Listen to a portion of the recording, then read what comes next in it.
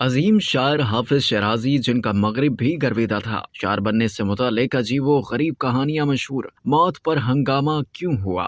14ویں صدی کے معروف فارسی شاعر شمس الدین محمد حافظ شیرازی ایسے عظیم شاعر تھے جنہوں نے مغرب کے بڑے بڑے شعراء و ادبا کو اپنا گرویدہ بنا لیا تھا۔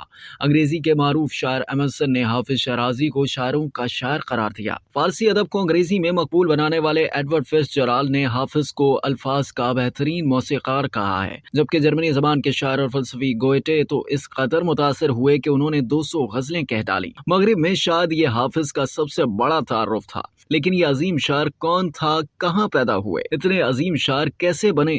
اس حوالے سے تصدیق سے تو کچھ نہیں کہا جا سکتا، تاہم کچھ قوائف سے یہ پتہ چلتا ہے کہ وہ شیراز میں پیدا ہوئے تھے اور کمسنی میں ہی والد کا سایہ سر سے اٹھ گیا تھا۔ وہ اپنی والدہ کے ساتھ شیراز میں ہی رہے، جبکہ ان کے بھائیوں نے دوسرے مقامات کی راہ لی۔ فارسی شاعری کی تاریخ کی کتاب صنادید عجم میں درج ہے کہ حافظ کے گھر میں جب فاقے کی نوبت آئی تو وہ خمیر گیری کا کام کرنے لگے اور اسی افلاس کے عالم میں انہوں نے قرآن مجید حفظ کیا۔ ایک جگہ یہ بھی لکھا گیا ہے کہ وہ انتہائی خوش الحان یعنی خوش آواز تھے اور 13 مختلف طریقوں سے قرآن پاک کی تلاوت کیا کرتے تھے، جس کی وجہ سے لوگ ان کے بہت گرویدہ بھی تھے۔ حافظ کے شاعر بننے کے حوالے سے مختلف کہانیاں بیان کی جاتی ہیں۔ مذکورہ بالا کتاب کے مطابق محلے میں ایک بزاز رہتا تھا، وہاں شاعری کا چرچا تھا۔ حافظ کو بھی یہ صحبت پسند آئی اور خود بھی نظم کہنے لگے، مگر بے تکے اشعار جن کی وجہ سے خوب بنائے جاتے تھے۔ فارسی شاعری کی تاریخ کی کتاب کے مطابق حافظ شیرازی ایک شاعر بابا کوہی کے مزار پر رات بھر رونے لگے کہ یا تو شعر کہنا آ جائے یا موت آ جائے۔ آخر آنکھ لگ گئی۔ خواب میں امیر المومنین حضرت علی کی زیارت ہوئی، جنہوں نے بشارت دی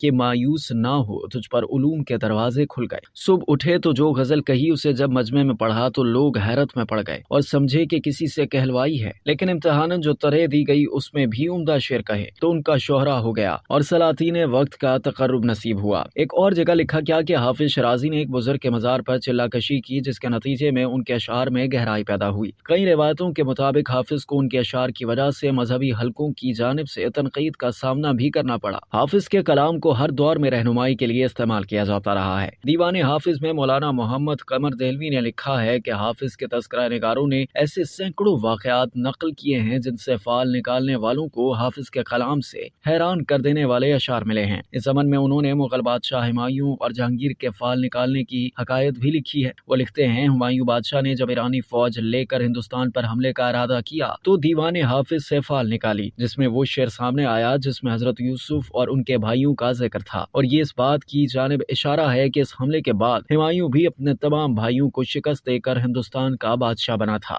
اسی طرح جہانگیر جب بنگال کی مہم پر جا رہا تھا تو اس نے دیوان حافظ سے فال نکالی تو جب شعر سامنے آیا اس میں پیشانی پر تیر لگنے کی بات تھی، اور اس مہم میں ان کے مقابل عثمان کی پیشانی پر تیر لگا تھا اور اس کی موت واقع ہو گئی تھی اور جہانگیر کو بنگال پر فتح نصیب ہوئی۔ اسی طرح خود حافظ شیرازی کے انتقال کے وقت ہونے والے ہنگامے کو بھی انہی کے دیوان کے ایک شعر سے حل کیا گیا تھا۔